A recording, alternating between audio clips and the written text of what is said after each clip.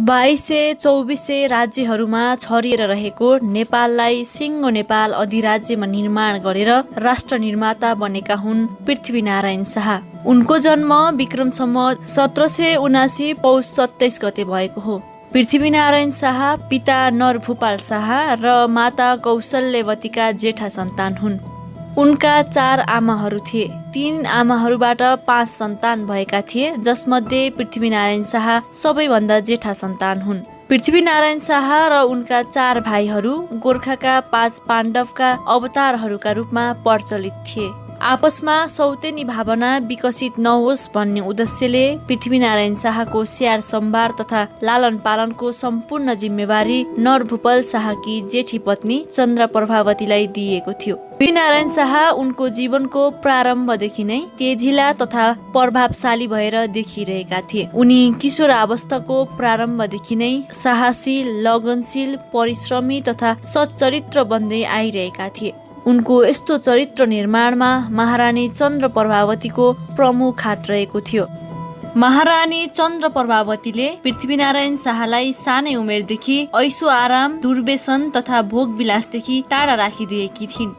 उनी अनेकौं पहाडी राज्यहरूका युवराजहरूमध्ये एक होनहार युवराजको रूपमा उपस्थित भइरहेका थिए। उता राजा नरभूपाल भने आफ्नो जीवनकालको अन्तिम समयतिर मानसिक रूपमा निकै नै अस्वस्थ रहेकाले आफ्ना राजकाजका नियमित कामहरूदेखि निरपेक्ष रहन थाले। यसैबीच विक्रम सम्वत 1795 को आसपासमा मकवानपुरकी राजकुमारी इन्द्रकुमारीसँग पृथ्वीनारायण शाहको विवाह भएको थियो। तर दाइजोको विषयमा उनी र उनका जेठन दिग्बन्धन सेनका बीचको वैमनस्यताले उनको यो विवाह नाममा मात्रै सीमित भयो। विक्रम सम्वत 1797 को आसपासमा गोरखपुरबाट डोलाका रूपमा अर्की राजकन्या गोर्खा ल्याएर पृथ्वीनारायण शाहको दोस्रो विवाह भएको थियो।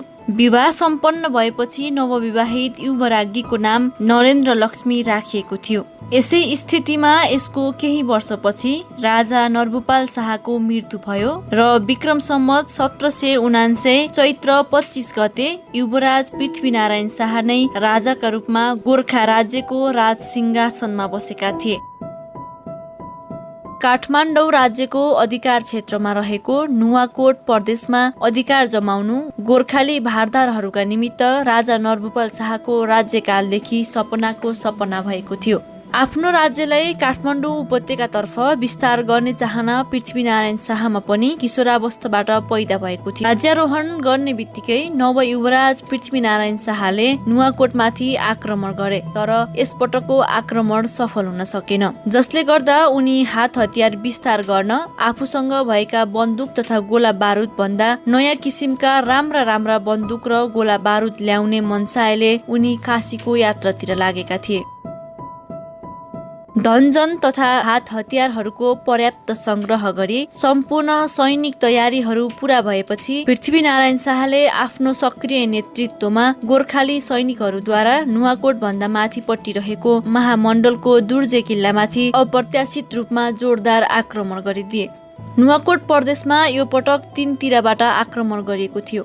नुवाकोट प्रदेश बचाउन जयप्रकाश मल्लले अनेकौं प्रयास गर्दा पनि विक्रम सम्वत 1801 असोज 15 गतेका दिन पृथ्वीनारायण शाहले नुवाकोटमाथि विजय हासिल गरेरै छोडे। भक्तपुर र काठमाडौँ राज्यका राजाका आपसी कलहहरूबाट लाभ उठाई गोर्खाली सैनिक काठमाडौँ उपत्यकाभित्र यत्रतत्र सक्रिय रहन थाले। यसै क्रममा विक्रम सम्वत 1803 मा काठमाडौँ राज्यको अधिकारमा रहेका क्षेत्रहरू सागु, चागु र सिन्धुपाल्चोक खोसेर पृथ्वीनारायण शाहले आफ्नो मित बाबा भक्तपुर राज्यका राजा रणजित मल्ललाई उपहारका रूपमा दिएका थिए, जसमा गोर्खालीका सैनिक गतिविधि भइरहन्थे।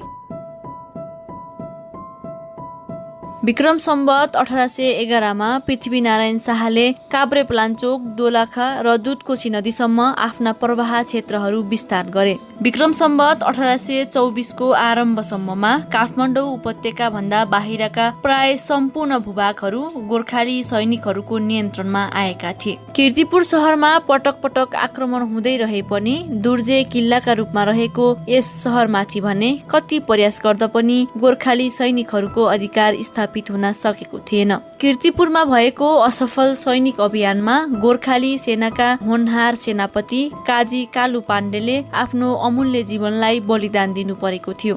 विक्रम सम्वत 1819 भदौ 9 मा काठमाडौँ उपत्यकाको दक्षिण पूर्वमा रहेको मकवानपुर राज्यमा पनि गोर्खाली सैनिकहरूको अधिकार स्थापित हुन आयो। यसको लगभग 3 वर्षपछि विक्रम सम्वत 1922 चैत 3 मा काठमाडौँ राज्यको कीर्तिपुर सहरमा पनि आफ्नो अधिकार स्थापित गर्न गोर्खालीहरू सफल भए।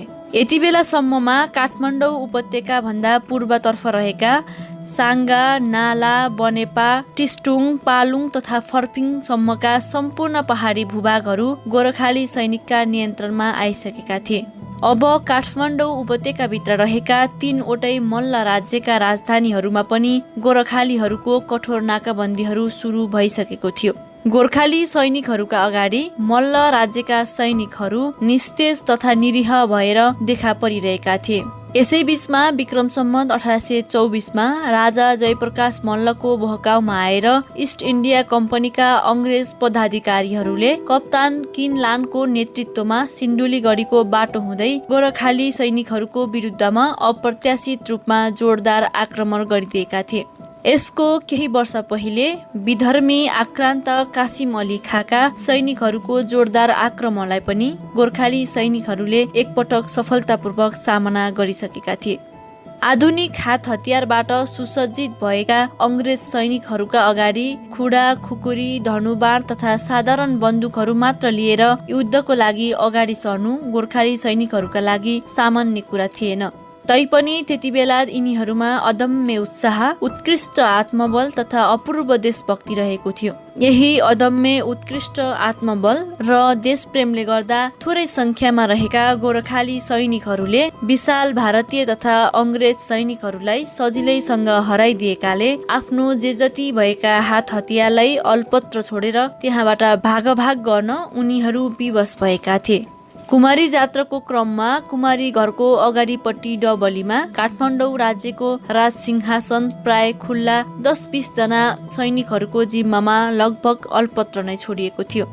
राजा श्री 5 पृथ्वीनारायण शाहले यस सिंहासनलाई रातैमा जीवित कुमारीको वरद प्रसादका रूपमा ग्रहण गरेका थिए। यिनको सम्मानमा बन्दुकहरूद्वारा खुसियालीका बढाइहरू त्यतिखेर नै दागिएका थिए। यसबाट श्री 5 पृथ्वीनारायण शाह विक्रम सम्वत 1825 असोज 13 गते गोर्खा राज्यका राजाबाट स्वाभाविक रूपमा नेपाल राज्यका राजाका रूपमा स्थापित भएका थिए। यसको केही समयपछि विक्रम सम्वत 1925 असोज 24 गते ललितपुर राज्य पनि गोर्खाली सैनिकहरूको अधिकारमा आयो।